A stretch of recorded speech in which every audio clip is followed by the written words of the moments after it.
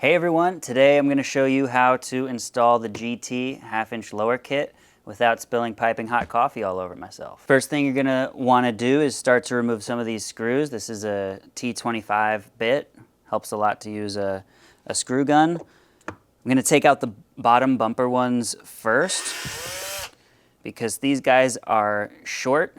They're shorter than all the rest of the screws on the board, so I like to just separate them and know that I have the shorties for the bumpers when I need them.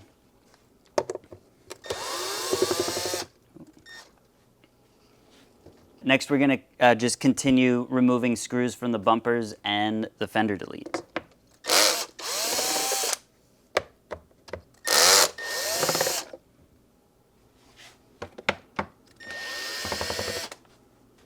Ooh. All right, we've got our fender delete off. We're going to set that to the side. And we are going to remove the foot pads. It's a lot easier to take this front foot pad off and disconnect it if you remove the bumper first. You can just access the cable a lot easier that way. All right, so we've removed fender delete, bumpers, and foot pads. And this board already has the half and halves installed. I can't find my stock axle blocks, so we're just going to pretend that this has the stock axle blocks. And so we're going to remove the bottom cover from both sides.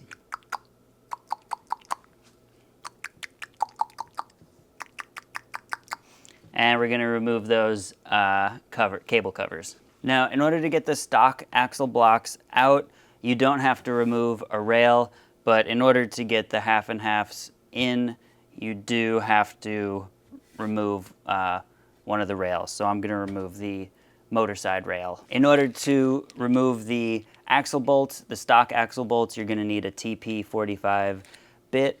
This one already has the replacement bolts, but you will need a TP45, or sometimes you can get away with a T47, but it's not ideal.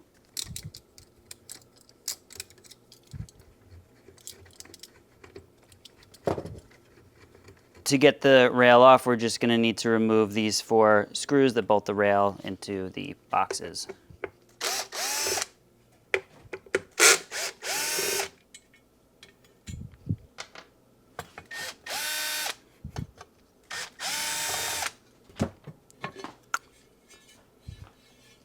At this point, you can disconnect the motor cable from the controller box and unbolt the axle from the rail that you've left on.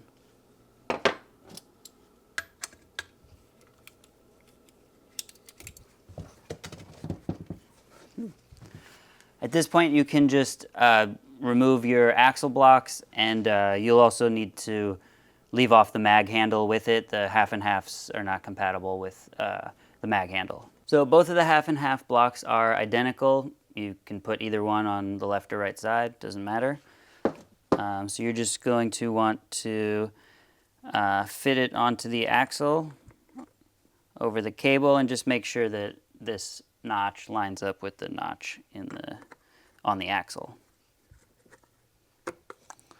And this kit comes with replacement bolts. The low profile head bolts are going to go as the inner axle bolts, just like the XR. And you're just going to want to tighten these down with an Allen wrench.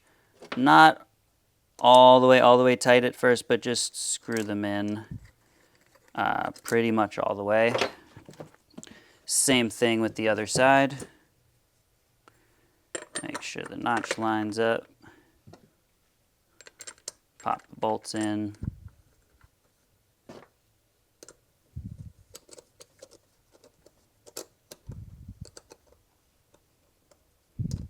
In order to get the bolts tight, you can take 2 Allen wrenches and tighten them together. But if you have a vise at home, it does help a lot to just throw one side in the vise, tighten the other. That's what I'm going to do right now. All right, guys, so make sure that your wheel has lifesavers on it at this juncture. and just pop the motor cable away from the rail that's there. The cable right here will just sit exactly as it is there, and it will sit under the half and half. So we can bolt this side back in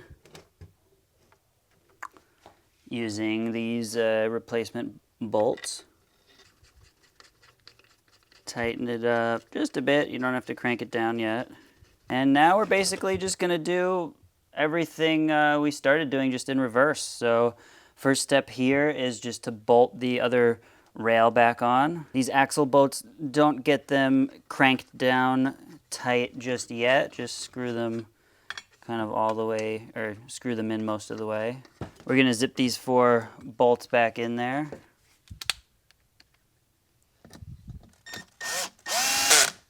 All of these bolts, except for the bottom bumper bolts, are the same size, so it doesn't matter which one you use.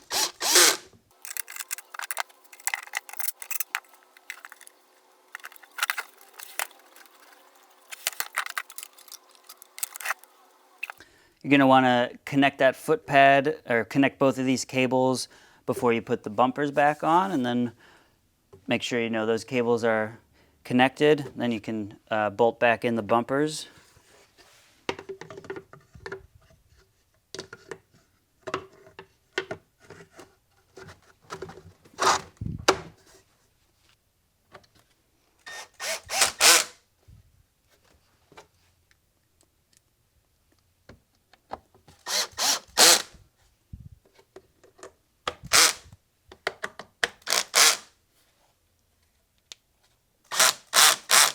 All right, so we've got the foot pads, bumper, rail, everything's back in there except the fender delete. And now we're going to tighten down the axle bolts.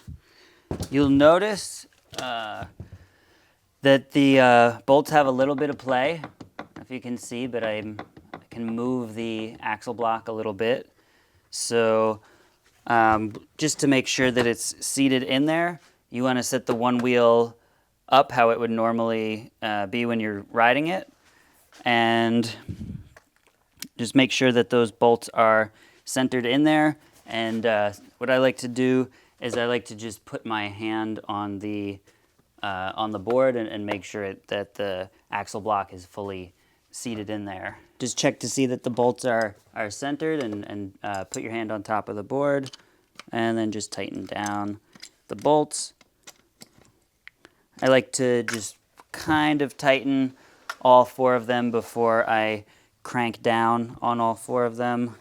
Definitely recommend a more ergonomic and longer wrench than this one. At this point, I usually just like to power on and make sure the board's riding good, sensors are working.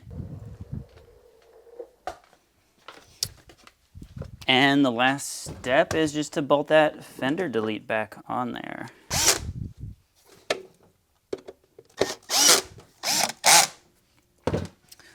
Boom.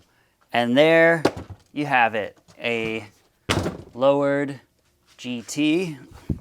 So yeah, get out there and ride. Float on, my friends.